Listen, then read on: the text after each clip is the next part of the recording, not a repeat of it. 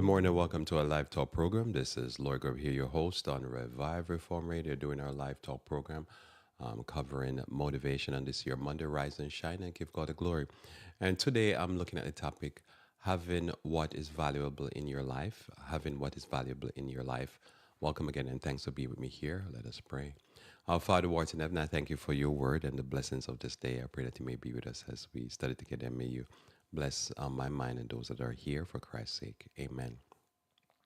So again, I'm looking at a topic, what having what is valuable in your life. So you want to be able to have whatever that is valuable in your life that I'm going to be talking about here today. And I'm looking at a new thought for this week, a new theme for this week. And my theme for this week is recognizing value and holding on to what is valuable. So you want to be able to recognize what is valuable and hold on to what is valuable. And the thought there is that the more things you have in your life that is valuable is the more valuable your life will be. And ultimately, this will lead to a happier, better life. And so you want to be able to have what is truly valuable. And so normally when we equate value, it's obvious that we could say things that are of, like shiny things, like metals, certain shiny metals, we view as valuable. But we want to be able to take a broader concept of what is value, and we want to be able to look at that. So that's what I want to share with you today, which is what is of true value, and make that be our composition of our lives. So to be able to have a life that is composed of what is valuable. So our main text will be in Proverbs chapter 3, verse 13. Proverbs chapter 3, verse 13. And in Proverbs chapter 3, verse 13, it reads that, notice it says here, happy is the man that findeth wisdom and the man that getteth understanding. So wisdom, which is knowledge and understanding, and when you can grasp things and then be able to make wise decisions, is practical. And when you have this, then you're happier because, and notice here, the opposite of that would be sad is the person that is foolish. And so if a person is very foolish, they're making very foolish decisions and they're getting a lot of beat downs for it. And this will lead to sadness. You know, as I said, there is one issue when it comes on to mental flow, how your brain work and how does it make you function in this life. But it's another discussion where we start talking about making choices that will end in good results. And so when we make foolish choices, it ends in bad results and it makes us feel sad. So there's certain sadness that we feel, or depression, or emptiness we feel, is because our lives is practically being lived in a way that will give us a lot of bad results. But when we talk about now this idea here of happiness and being motivated and being living a good life, normally we equate that with making wise choices because today's choice becomes tomorrow's result. So whatever choices you're making, you'll see the result of it tomorrow. And so you want to be able to make the choice that will give you good results tomorrow. And so hence we can say, and I can say, that the Bible is right on this point, that happy is the man that findeth wisdom. And so happy is the man that findeth wisdom, again, Proverbs 3, verse 13, that findeth wisdom, and the man that getteth understanding. Why? Because of it, the merchandise of it is better than the merchandise of silver, and the gain thereof than fine gold. So the merchandise of it is better than silver, and the gain thereof is better than fine gold. So, which is my premise for this week. So, if you look at this, somebody's saying, somebody's asking me a question, and I'll ask myself the question. So, you're telling me that if I have a lot of gold and I'm not wise, or if I have a lot of silver, I'm not wise, my life can't be happy. I can't live a good life. I can't live a life that is of immense value. And I would say that is the truth. For the merchandise is better, of it is better than the merchandise of silver, and the gain thereof than gold. So your first order of business in this life is to be able to find yourself some happiness by finding yourself wisdom. Notice yes, she is more precious than ruby, and all things that Kent desire are not to be compared unto her. So what is it in this life that one would say is of great value? And oftentimes we will normally go to material possession, houses, land, We would normally go to either a career, which is a very good thing because it's the way you make money in this life, trade, friends, um, be people that you can buy. Like you just think about, like the senator from New Jersey being tried for all kind of crazy things, and it's about gold bars. But you say that's not a wise thing, and it will end in a very sad situation. There's a lot of things that in life that one would say, "Oh, this is worth great," and people will lose their life for it, risk their life. Rob jewelry store, rob stores, rob bank, because they're trying to get silver and gold. But here, the Bible tells us that it doesn't matter what you're looking at in life, that is material possession. If you want to live a very motivated life, a life that is happy, what you want to be able to do is grab yourself some wisdom and grab yourself some understanding. When you start grasping life and understanding what's going on in this life, it make you live just a better life. Now, again, understanding certain things might be, as I say, painful, because when you have certain understanding, it can be painful to understand what life going on. But it makes you better to be able to make decision and be able to avoid beatdowns.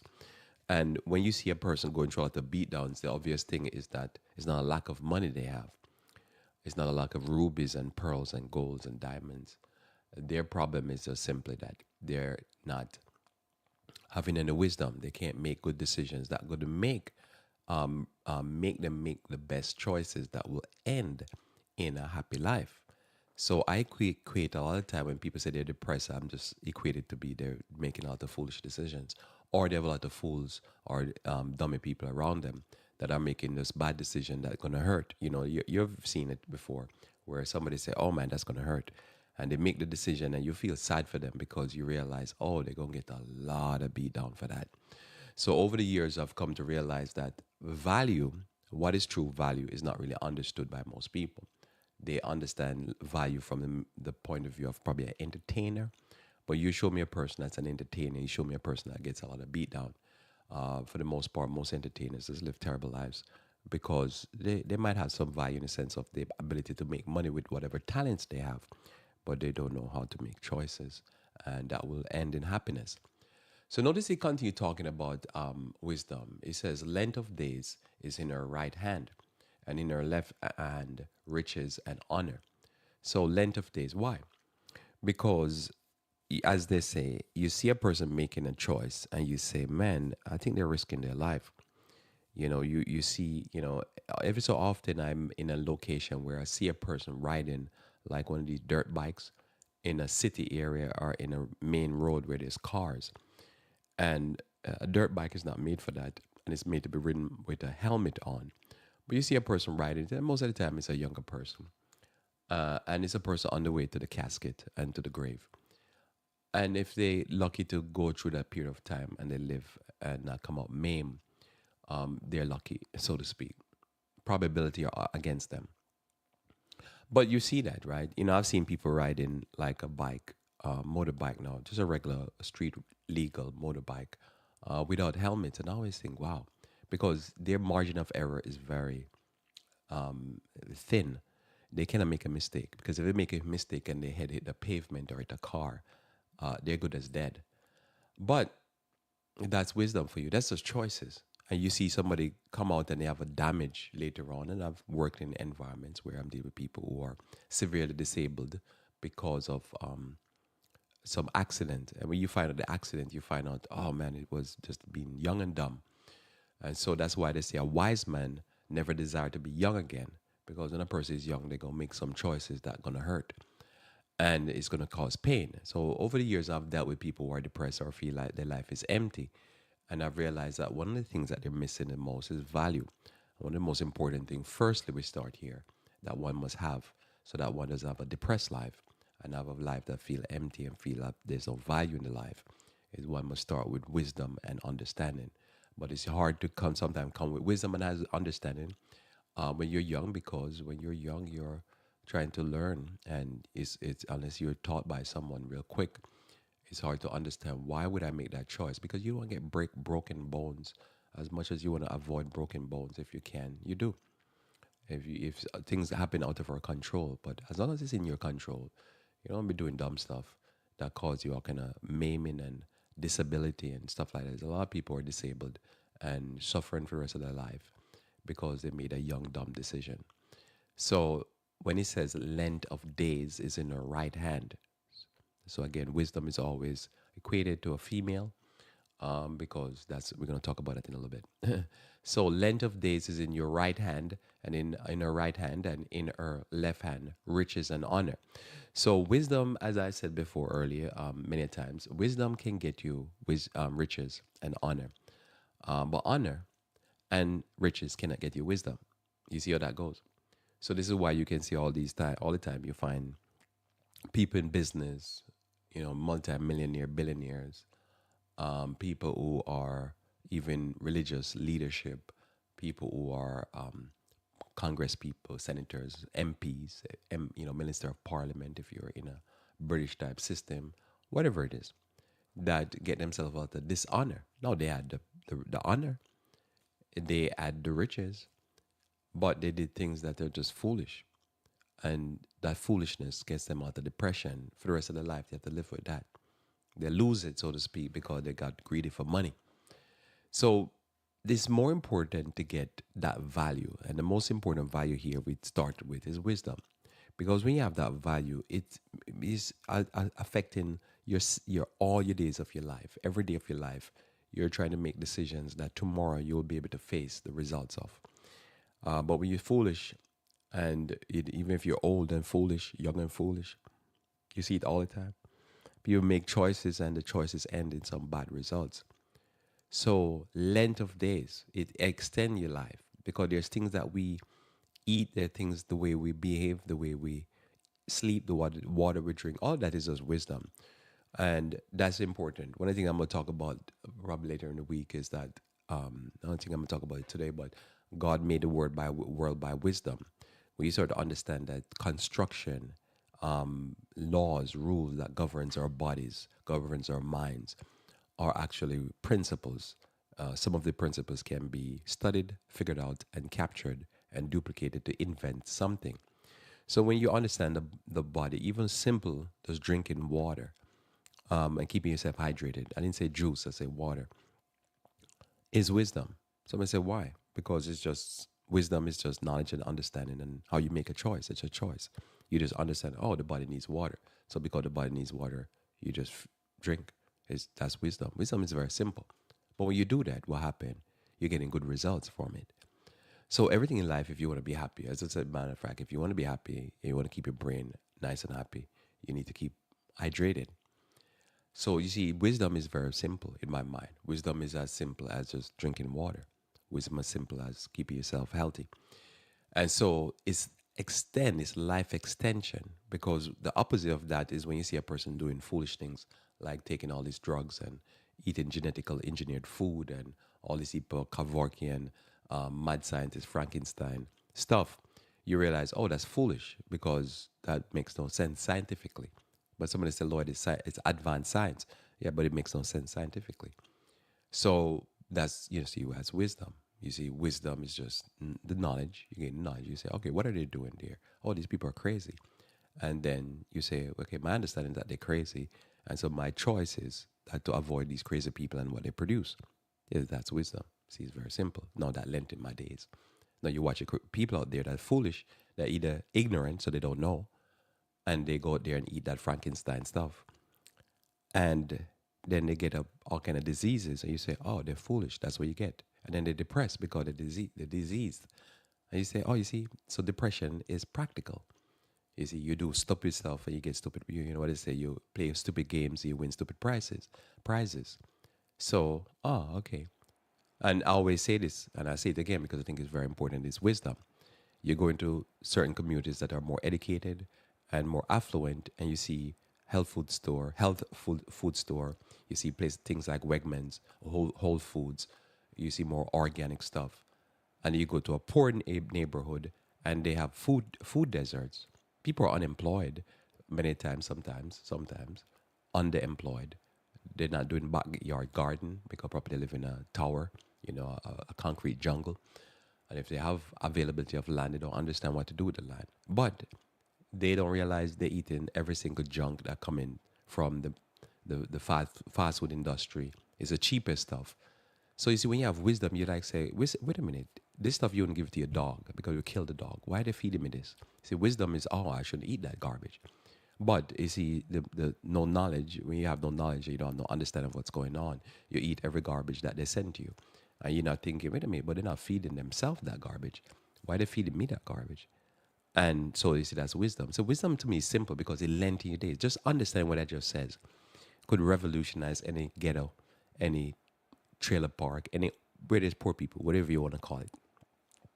But if they don't understand it, they just eat that junk, and they don't understand why you eating that genetically high fructose corn syrup, or because it tastes good on pancake. You see, that's ignorance. You see, so then they die younger, and they don't understand why they're dying like dogs. But that's the reason why, because there's no wisdom, there's no knowledge, there's no understanding. They don't understand what's going on in the society, that they are the target to be destroyed, but to be made money off, right? So length of days are in our right hand, and in our left hand, riches and honor. I just gave you a lot of money right there. See, that's value. You see, what I'm saying there is a value. But a person is very silly.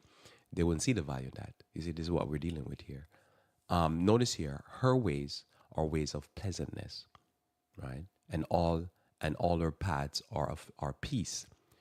So when you want peace, you want to make wise choices. But when you don't have no peace, yeah, you don't know no peace. You just make dumb choices. And you show me a person that is very silly, and you show me a person who I've never had peace in their life. And I've dealt with people that say, "Oh, why is always me? Why is always problem?" You make dumb choices all the time, and that's what happened.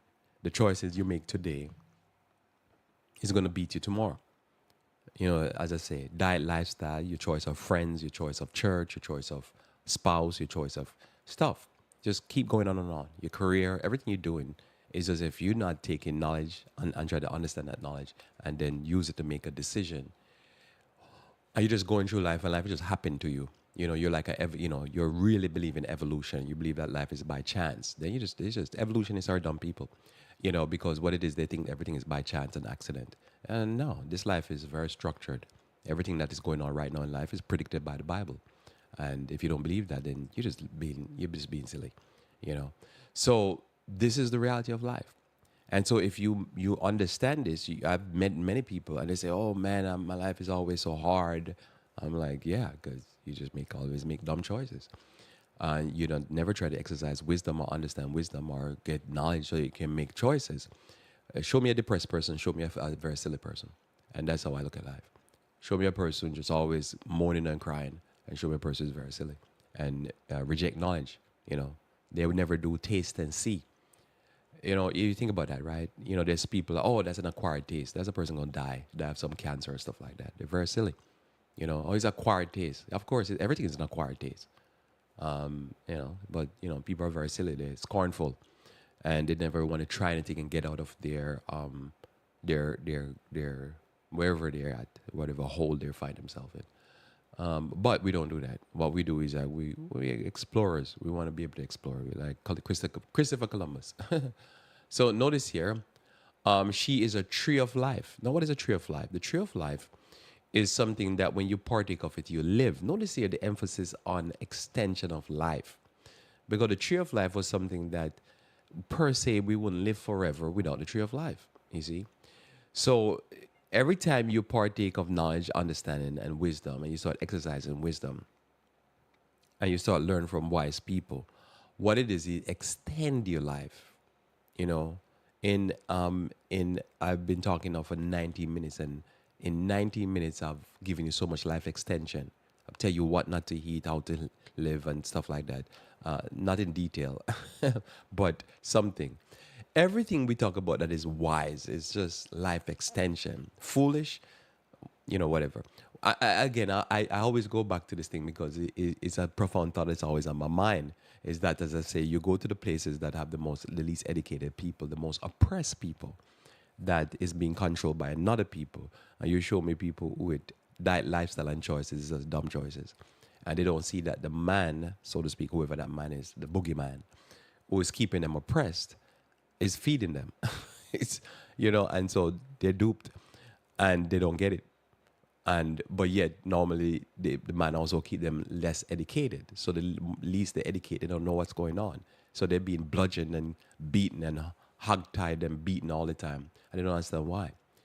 But wisdom now gets you that says you can actually come to a point where you learn what the man is doing, so to speak, and you get so wise that you actually supersede what the man is doing and actually become the head and not the tail.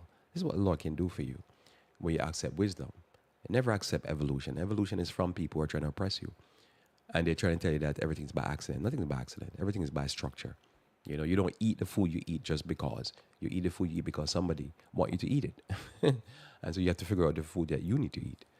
And same thing, you don't try to live in a community that they want you to live in. You live in a community that you need to live in. But you understand what's going on because you're choosing by wisdom.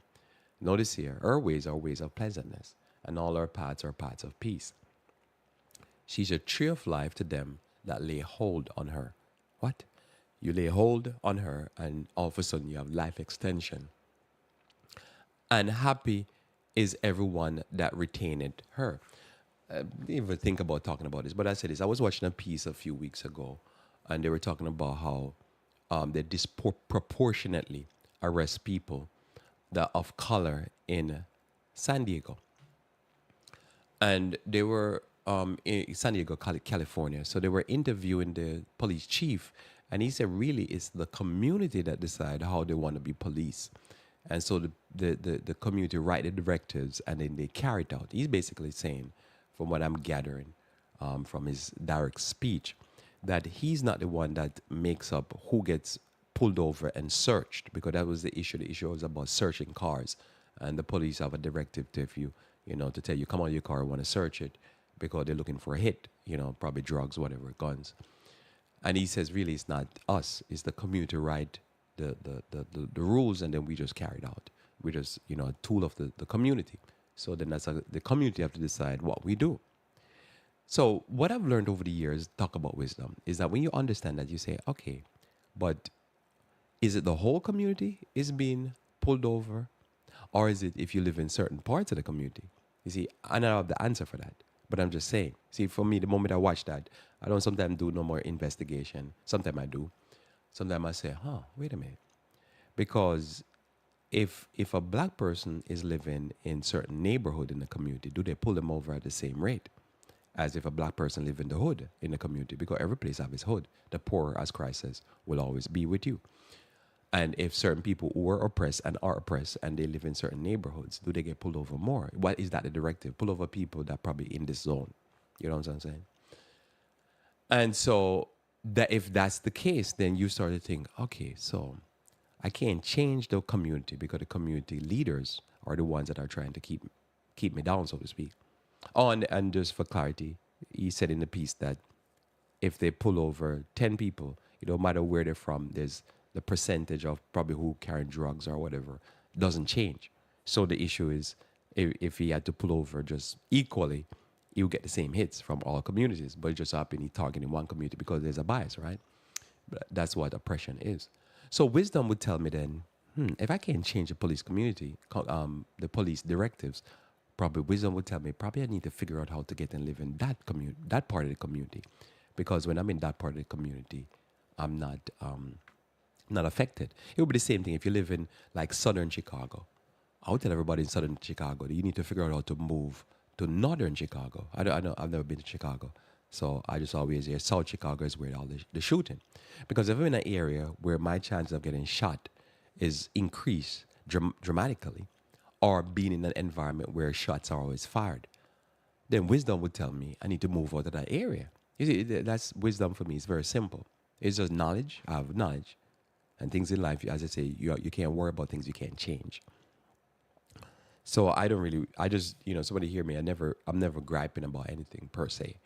I feel mournful about certain things, but most of the time I don't. Most of the time I just look at it and actually sometimes it's funny. Because for me, I'll be like, so where do people not getting shot? I'll just move to that area. Somebody said, what if you can't afford it? But I need to figure out, wisdom would make me try to figure out how to make money to afford it.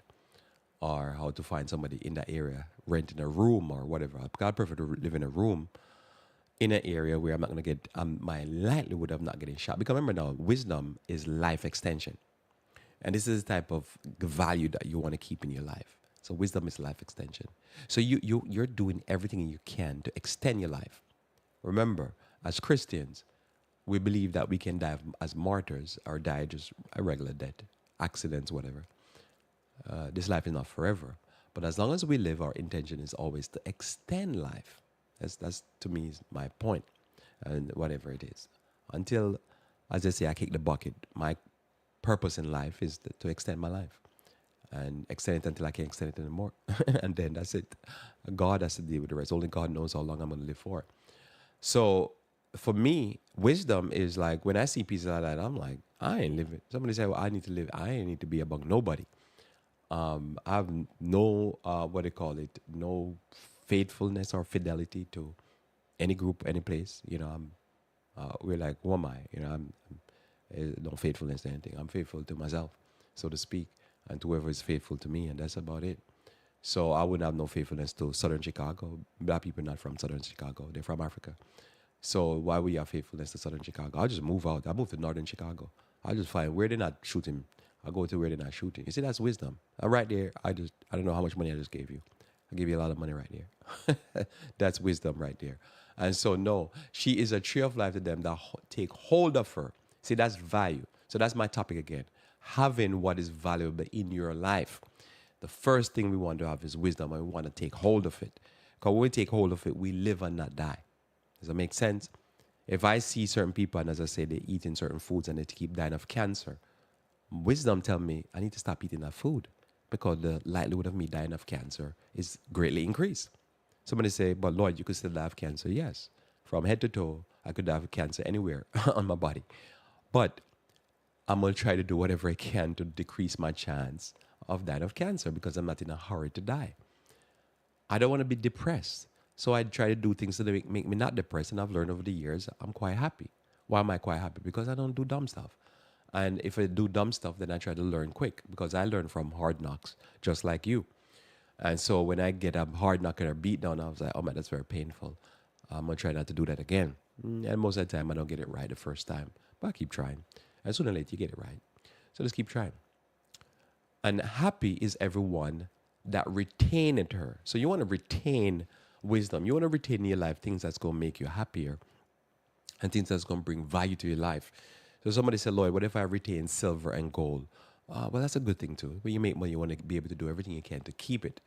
And so you do everything you can to not make inflation run a hold of your life because you want to make money and keep it. But that's one value that you want to have in your life. But there's values that we need to have in our life that's more than silver and gold. And so that's my focus here this week. But we want to be able to retain some silver and some gold. So notice here, the Lord by wisdom had found the earth. Praise the Lord. And by understanding had established the heavens. I want to thank you, the Lord, for that. So by wisdom, the Lord had found the earth. And by understanding, he has established the heavens. So when we talk about wisdom, we're talking about understanding this concept here. This very simple teaching here that everything in life is run by knowledge, understanding, and choices. There's a choice. So an executive decision has to be made. So when you do in life, you understand that there's rules to this.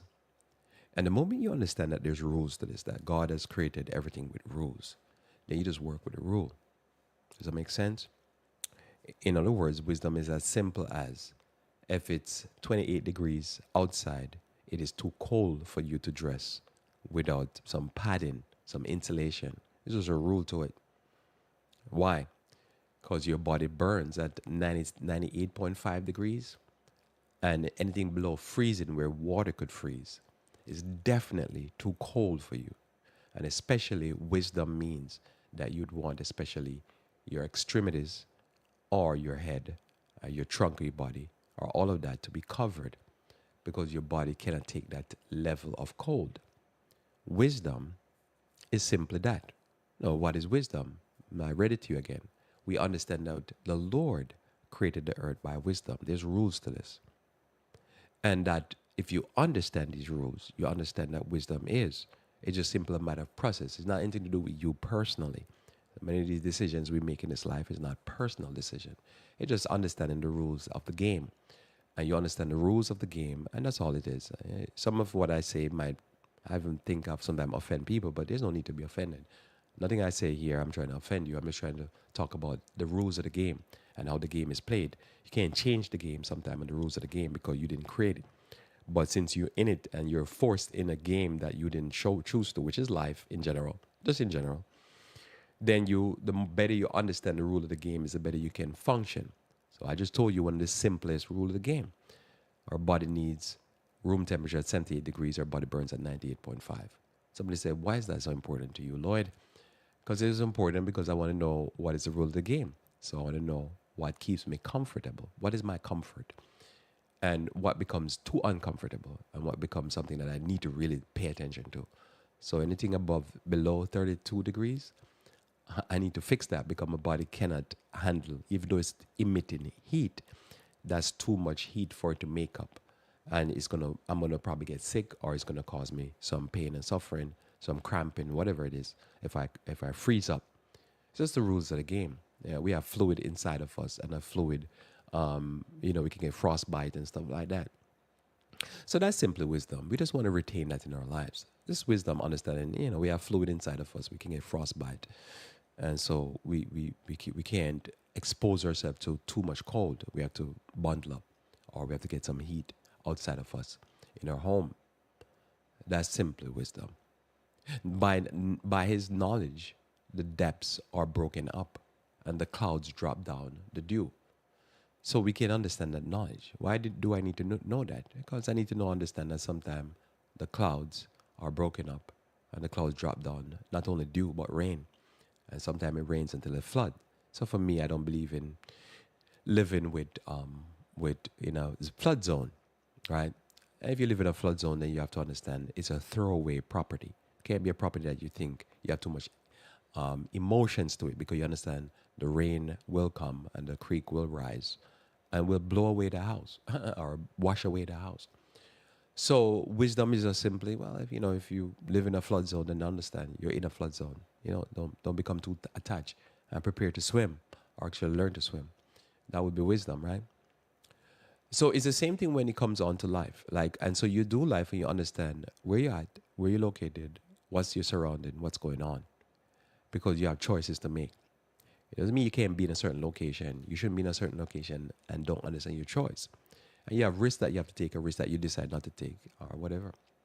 So I've been reading a piece, and they were saying because of the insurance costs in America is going so high, especially in some disaster zones, that people are foregoing insurance, and definitely flood insurance. So again, you can do that, but that's just a choice. You have to make that choice and understand the risk that's involved. But if you make that choice and then something happened and then you're sad, then that's the problem with not having wisdom. Then you shouldn't be sad.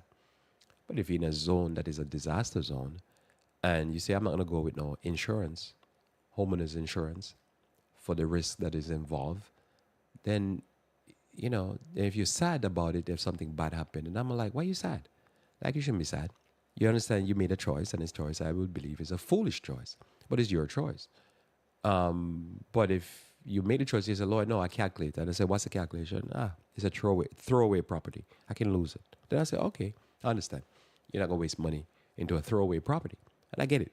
If you have money like that. And I respect a person who understand like that. But a person who say, oh no, I'm not going to go do that. Not because they're broke or something like that. You can't be afford to be broke and live in certain areas. Although I know people live in disaster zones because a lot of time they're broke. They have no money. But if you're in that situation and you take the risk, as you say, and then something happened, then you cried here, but you can't cry forever. You can't be depressed forever. You have to understand that's the risk. Now, if you don't know the risk and you do that, then you're just foolish. You see, that's how I look at it. I'm not going to say to a person you can't eat whatever the labs, like lab-grown meat or stuff like that. You can eat your lab-grown meat, but understand what you're eating. Understand anything that happened to you, if your hands fall off after you eat that meat, and your heart explode, or you have a heart attack and you all disable up, Well, man up and just say, hey, listen, I take the risk and that's the risk. Hey, and I was like, praise the Lord. At least you're wise. You understand what you're doing. At least wise to a certain degree. Kind of foolish, but you know what you're doing. But it is always troubling to watch a person tell me they're going to take that risk, they're going to do that thing, and then they're acting as if they don't know what they're doing. And I was like, wait a minute, you're ignorant. Are you don't know? How you been living so long you don't know? You don't watch TV? At least if you watch TV, you know you have to read a book. You know what's going on. So that's how I look at it. So we make choices, but we have to be wise or man up and just accept the choice and accept the fact that that's the results of the choice that we make. Notice in Isaiah chapter 55, verse 1 and 2, it says, "Ho, everyone that thirsteth, come ye to the waters, and he that hath no money, come ye and buy and eat, and ye come, buy wine and milk without money and without price.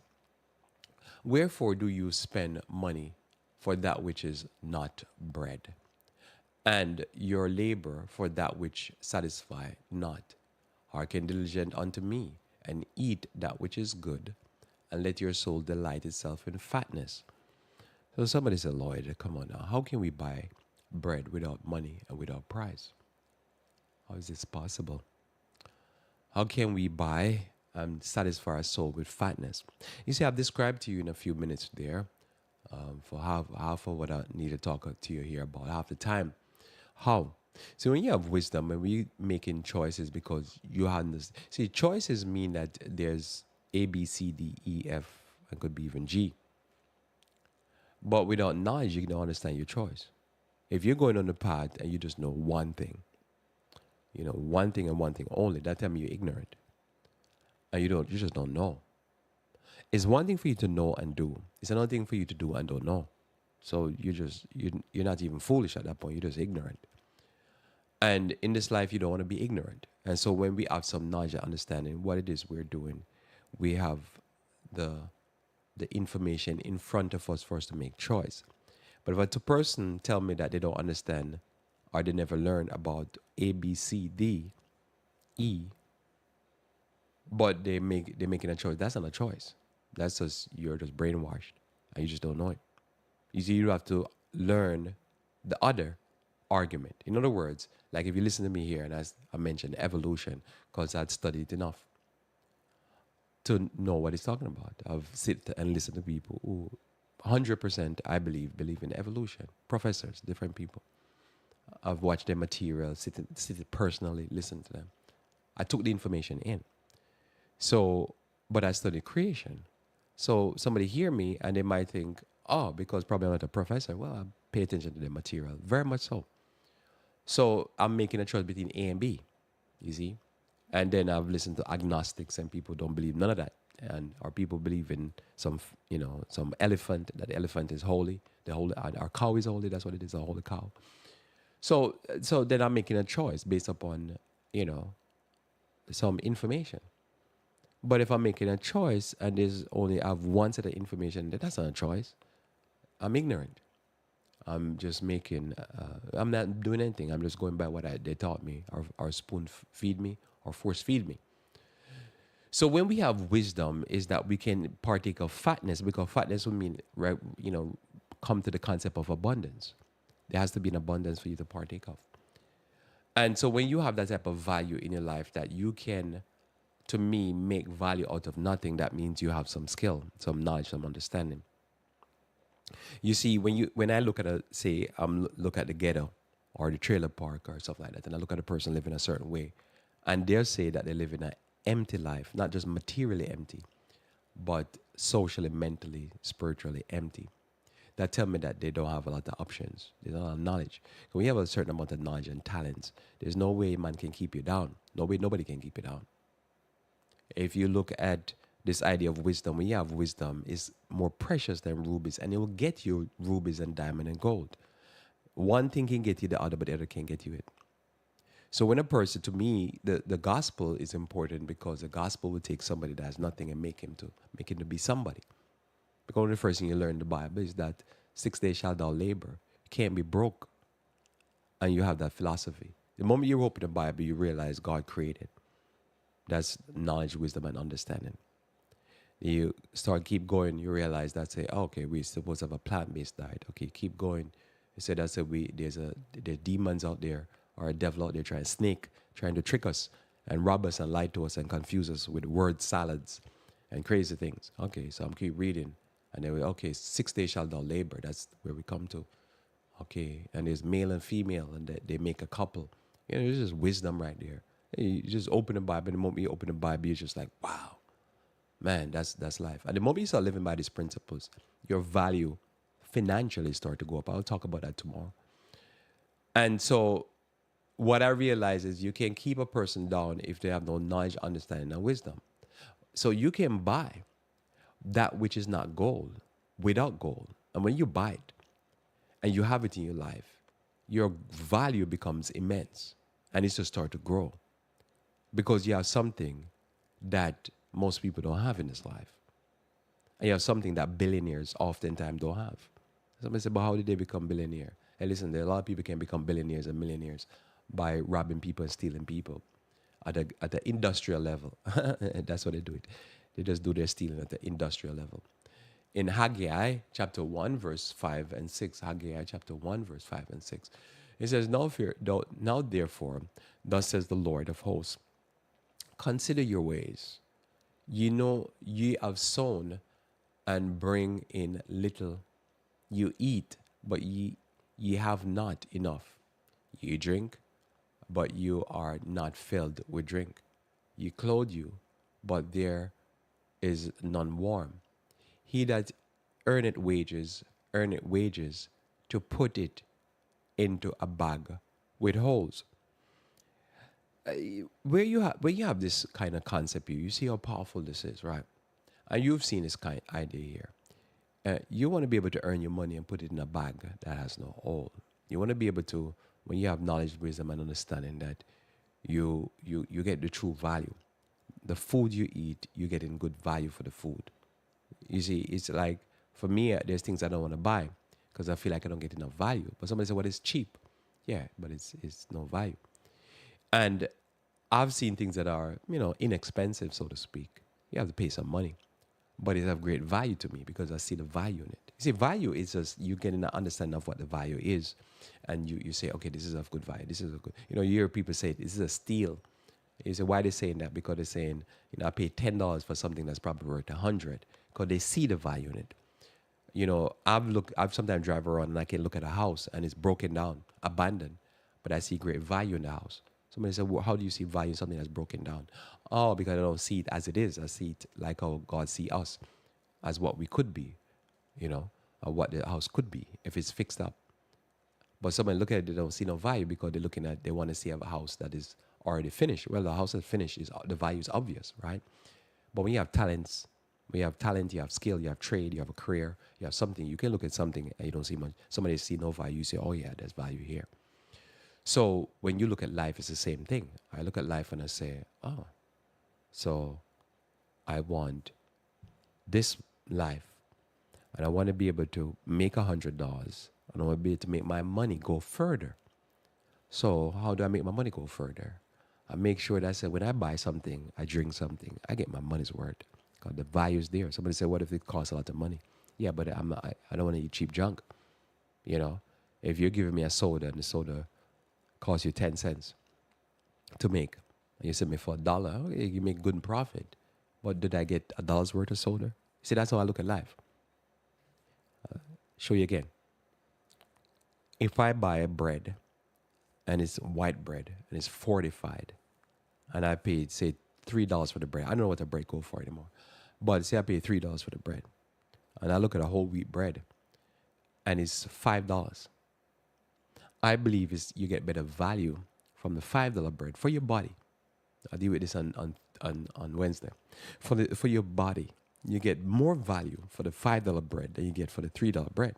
Because the $3 bread is junk, it's gunk. It's diabetes. It's going to give you diabetes. It's going to mess you up going forward. Somebody said, but it's softer and it's more succulent. Sure it is. You're going to die. So I look at it and say, you're not going to put your money into a bag that has holes. You want to put your money into something that is going to give you value. You're paying for it. I'm gonna have to pay. I don't pay for something junk. So, but I could pay 50 cents. I don't know what it costs for like a soda, a regular soda. I won't give a name brand because there's a lot of sodas out there. Flavor, some artificial flavor, some high fructose corn syrup, some artificial sweetener, some water. Hopefully, it's purified. It's not from some sewage treatment place, and so forth. And I get that soda, I drink it. And somebody said, "Man, that was cheap." Yeah, it's cheap, but there's nothing there. You're gonna die. You're gonna have all kind of heart problem and weight problem, and just think about it. Like the NutraSweet aspartame, whatever name brand they call them. This was originally created for a chemical neurological agent, but it was a sweet neurological agent, and then the FDA approved it to put it into the people's drink. So you do your math, you do your research, you read up about it. People don't understand. Google and Wikipedia is your friend. So you look at something like that and you say, man, this something could kill you if you take it slowly. It's caused people to have detached retina, cause them to go blind. And somebody say, Lord, but it's cheap. And I'm like, man, you see, you're being dumb. You see, that's foolish, But you should go into the poor, anywhere poor people live, and even some rich people that are just, that's what I'm saying. You can be very rich and you just ignore. You just ignore. You just being dumb. So that's the neurological agent to detach your retina and to destroy your nervous system. But yet there's people who drink that stuff. So somebody say, yeah, but it's $1 for that soda. I don't know what soda sell for. So yeah, it's $1 for that to kill you. Right? You're putting your money where there's no value. And actually it's going to take value. Because something that will cause your eyes to go blind, it's such a powerful neurological agent, but it's sweet. You're just being stupid. You know what I mean? And that's also how I look at it. You're not being wise. Am I talking clear enough? You eat a neurological agent that has been proven by the government. The government said, listen, this thing is dangerous. This thing was made to kill people, to destroy them, to kill insects. But it's sweet. We'll give it to you to take in small dosage. And you drink that because, it's cheap. You're foolish. And so your money, that dollar that you just made, after you work for an hour, you take a percent of that money and you give it and buy something to drink. And you put that on your mouth. That's not wisdom. And then you tell me you're depressed because you have a mental disturbance. Yeah, but you're taking a neurological agent. You're taking a neurological agent that's a biological, something that would kill the biology. And we are biology, right? We are biotic or whatever it is we are. But there's people who, there's not even a discussion. It's not a, get angry or get whatever. It's just, you're just wise or you're foolish. You're just being dumb. And so we don't want to be dumb in this life. So what we do, we get some knowledge. And we get the knowledge, you're like, I need to make a decision here. And you make a decision. I don't drink that stuff. Why you don't drink that stuff? Because you don't want to die. And you don't want to, well, you probably don't want to die, but you want to keep your retina attached inside your eyes so you can see. But there's people losing their vision and they're drinking all this dangerous chemicals and tell me that it's soda. It's not soda. It's going to kill you. But that's where we're at in our life. And there's people who feel offended. Like, you're foolish. Like if I say something and it's knowledge, wisdom, and understanding, and somebody get offended, I don't think it's they're offended. I think in the offense is that they're foolish. And so they need to wise up themselves. So I say again, ye have sown much and bring in little. Ye eat, but ye have not enough. Empty calories. Ye drink, but you are not filled with drink. Because I don't know what you're drinking. Ye clothed, and it's too much polyester. Right? It's better to buy a $10 shirt, a $20 shirt, and it's cotton, than buy 5 polyester, all kind of fake plastic stuff. You know what I'm saying? You see, that's value to me. Value, wisdom is very simple. This is value. Yeah, I prefer to buy cotton than to buy stuff that, man, when I sweat, it makes me smell stink. Because it's just unnatural. We usually use natural fiber. It's just better to buy a cheap cotton shirt and wear that than to buy all this craziness that they put out there. Plastics is good probably for containers, storage bins. It's not good for my body. That's just wisdom. Is it to me? It's wisdom, and then you feel better about life. You put on some cotton and some natural material. Don't you feel better about life? Come on now.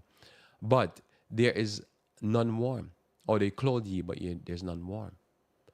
And you earn it wages, but you take it and put it in bags that have holes. Doesn't mean that's putting your money in bags that have holes. That's gonna kill you. So we don't eat that. As I say, if you can eat a $5 meal, you're killing yourself. You're trying to commit suicide, or you're trying to be depressed. You're gonna be depressed because the animal you're eating is depressed, and then you're gonna be depressed. You try to eat an animal that is beaten and taken treated bad. Another wisdom that you want to retain in your life is you want to make sure you find good people in your life. Here the Bible describe a good woman, and it says here, "Who can find a virtuous woman?" Proverbs 31 verse 10. For her price is far above rubies. So when you talk about far above rubies, because you see, a wife can give you rubies, but a rubies can give you a good wife. Does that make sense? As a matter of fact, if you have too much gold and silver, you can get yourself cretins. That's just a fact of life in this life. Are you familiar with that concept? Are you familiar that a person, you know, just think about a person that's famous. When you're young, you think the concept is that so you must be famous so that you can get all the whores. I mean, all the young ladies can come at you. And but then you're attracting some of the most terrible people in the life.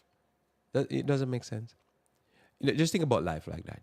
When you're young, as a young man, you're like, oh yeah, I'm gonna probably have some money so I can attract all these flies. Because flies attract the garbage, right? And and then you get these people in your life, but these people are headache. You see how this life goes. This life is so backwards. This life will come at you and come at you so backwards because you're supposed to attract. You can, if you have a lot of material possession, not character, you attract. You're not going to attract a virtuous woman, so to speak. You're going to attract garbage. You attract garbage and it causes problem in your life. And then you don't understand why you have problems in your life. Yeah, because it was you're attracting. You know what I'm saying? But you thinking, oh, I'm a magnet for the woman. Yeah, you're a magnet, all right. But you're a magnet for flea bags. So that's how life works. Because yeah, why would a virtuous woman be with somebody's garbage out there in the society? It just don't make no sense. Somebody looking like we're the whores or the hoes. That's how they go into life. And that's what they attract. They attract flea bags. So notice here, who can I find a virtuous woman? Well, you want to be able to find a virtuous woman. So how you find a virtuous woman? We're talking about that this week. For her price is above ruby, so you want to be able to retain someone like this in your life. She notice it says in verse 18 about this virtuous woman towards the end. It says she perceived that her merchandise is good, and her candle goeth out not by not her candle goeth not out by night. So what's happening here? She perceive. You have to perceive the value that you bring. When you are virtuous, say a guy, and she's my template here. When you're a virtuous guy, you're not looking for just any cretin to be around you because you don't want to retain bad things in your life. You want to retain what is value. And you want to understand that value is more than just material possession. And value primary is about character, wisdom, knowledge, understanding. And if you want to be happy, you want to have somebody in your life that can make you happy. And you want to retain that person. So having what is valuable in your life is very important. So you want to retain that person, but to attract that person, you're not attracting that person with, because what you attract somebody with is what you have to keep them with. So you have to ask yourself the question, okay, so if I want to attract a wife, how am I attracting a wife? With what you're going to keep them with. Say if that person is a person that likes shiny stuff, you attract them with that shiny stuff, you have to keep them with that shiny stuff. That's normally going to be a vapid, mindless person. Mindlessness. But if you're attracting for somebody that looking for somebody that have character, can build a life with, can build a home with, a family with, then you want to attract that person. And then you can keep them like that. You can live a peaceful life. But there's a lot of people, they can't ever be happy because what they're attracting is flies. And it's not going to work. And then they're not realizing that they're the garbage bin. And all they're attracting is flies. So you do life differently. You want to retain what is of value. So by getting what's value, so she perceive. So you have to perceive what type of life you're trying to live and what type of woman you want in your life.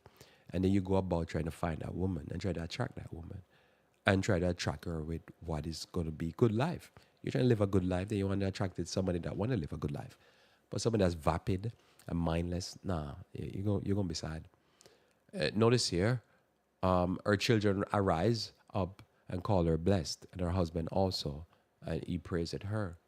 Many daughters have done virtuously. Virtuous mean good character, characteristics, not money. As I say, character can't be bought or sold. But thou excelleth them all. Favor is deceitful, and that's true. Beauty is vain, and that fall apart sometime real quick. But a woman that feareth the Lord, she shall be praised. Long term, we're talking about As I say, I've known a lot of people, they have to take stuff for indigestion, a lot of guys, because they've signed themselves up with somebody that is a vapid. This is going to kill them. Notice here, give her the fruit of her hands and let her own works praise her in the gates. So we do everything we can to understand value. That value, as I say, characteristics, wisdom, understanding, personal character, the lifestyle you're living can give you riches and honor. So you work with that first. God says, you know, seek ye first the kingdom of God and his righteousness. And then all these things, material possession, you know, good services, all that stuff will be added to you. You see, we do it life the opposite. We go opposite of life. What we're doing with life, we're simply saying first, we do the righteous thing. We build a character, and then we go after the rubies and the pearls and the gold. It's a different thing. It's better to have a good wife in your life when you're broke than to have a good life in your wife when you have money. Because then you say, well, okay, what's she there for? Same thing with husband, same thing with friends and stuff like that. So when I'm down, I want to know who's there for me. So when I'm up, I know that these people are real because they were with me when I'm down. Does that make sense? Say somebody attracted me because of me, my character, my lifestyle, blah, blah. I feel better about that because then if I have money, then I know, okay, it's even better. But one doesn't bring the other. Proverbs 22 verse 1, Proverbs 22 verse 1 simply states that a good name is rather to be chosen than great riches. A what? A good name. Somebody say, oh, but what if you're a billionaire? Yeah, I know a lot of them out there. As I said, dirtbags. They're terrible people, horrible human beings.